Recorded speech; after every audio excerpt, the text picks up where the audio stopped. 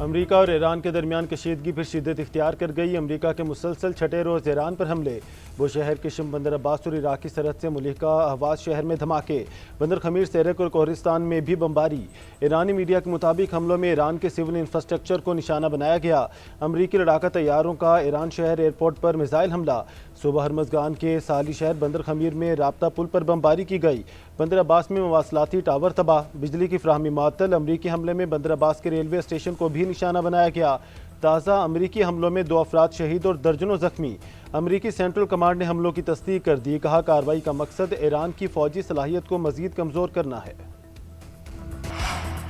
ایران کا جوابی وار امریکی تنصیبات کو نشانے پر رکھ لیا، کویت میں اہم تنصیبات کو نشانہ بنانے کا دعویٰ، کویت کا 32 ایرانی ڈرونز کو تباہ کرنے کا دعویٰ، امریکہ ہماری بجلی کی تنصیبات پر حملہ کرے تو باب المندب کو بند کر دیں، تہران نے یمنی حوثیوں کو پیغام پہنچا دیا۔ برطانوی خبرساز ایجنسی رائٹرز کے مطابق حوثیوں نے یورپ اور ایشیا کو ملانے والی اہم ترین گزرگاہ پر میزائل اور ڈرون نصب کر دیے۔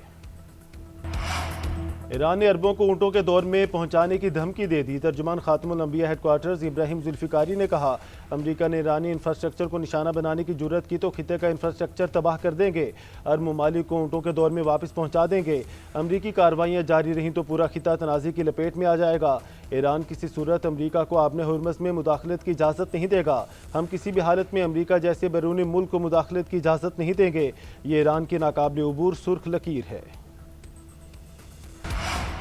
ایران کے معاملے پر امریکی صدر ٹرمپ اور نائب صدر جے ڈی وینس کا موقف ایک ہے، ترجمان وائٹ ہاؤس کیرولائن لیوٹ کی وضاحت، کہا صدر ٹرمپ مسئلے کا سفارتی حل چاہتے ہیں، ایران کے ساتھ رابطے اب بھی برقرار ہیں، مفاہمتی یادداشت کی خلاف ورزی کے باعث ایران پر حملے کیے، آبِ ہرمز میں بحری جہازوں پر حملوں کی اجازت نہیں دیں گے، ایرانی قیادت تقسیم ہو چکی، کچھ رہنما معاہدہ چاہتے ہیں اور کچھ نہیں چاہتے، ایران اب ہمارے حملے روکنے کی صلاحیت نہیں رکھتا، مناب اسکول پر حملے کی تحقیقات جاری ہیں، امریکی فوج بچوں اور خواتین کو نشانہ نہیں بناتی۔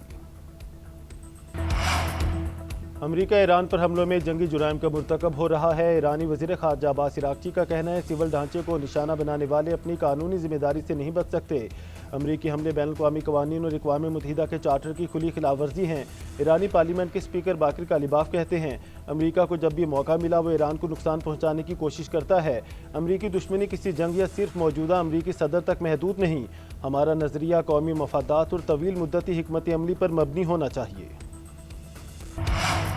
ایران کے خلاف فوجی کارروائی میں شمولیت کی خبریں بے بنیاد قرار، قطر نے اسرائیلی میڈیا کی رپورٹس کو مسترد کر دیا، واضح کیا کہ کسی ہمسایہ ملک کے خلاف جنگ کا حصہ نہیں بنیں گے، جھوٹی خبروں کا مقصد ثالثی کی کوششوں کو نقصان پہنچانا اور خطے کو مزید انتشار کی جانب دھکیلنا ہے، پروپیگنڈا امن کی جدوجہد کو متاثر نہیں کر سکتا، اردن نے امریکی اڈوں کی موجودگی سے متعلق ایرانی بیانیہ غلط قرار دے دیا۔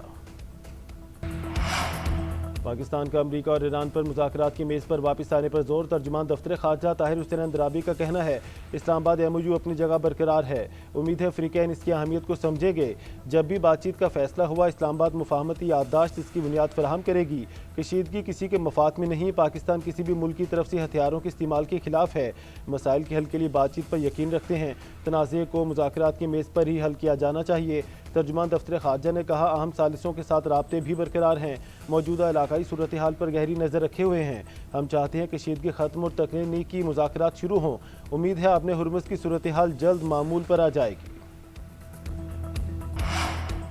خطے کی صورتحال میں غیر یقینی برقرار ہے، ہر ممکنہ چیلنج سے نمٹنے کے لیے مکمل تیاری رکھیں، مستقبل میں کشیدگی بڑھنے کے منفی اثرات سے ملکی معیشت متاثر ہونے کا اندیشہ ہے، وزیر اعظم شہباز شریف کا کفایت شعاری سے متعلق اجلاس سے خطاب، سادگی اور کفایت شعاری کے اقدامات پر وزیر اعظم کو رپورٹ پیش کی گئی، شہباز شریف نے کہا کہ ملکی معیشت مستحکم ہے، ضرورت پڑنے پر بروقت اقدامات کے لیے جامع لائحہ عمل مرتب کیا جائے، صوبائی حکومتوں سے مل کر پیٹرولیم مصنوعات کی مصنوعی قلت پیدا کرنے والوں کے خلاف سخت کارروائی کی جائے، اجلاس کو بریفنگ میں بتایا گیا کہ ملکی ضروریات کے مطابق پیٹرولیم مصنوعات کے وافر ذخائر موجود ہیں۔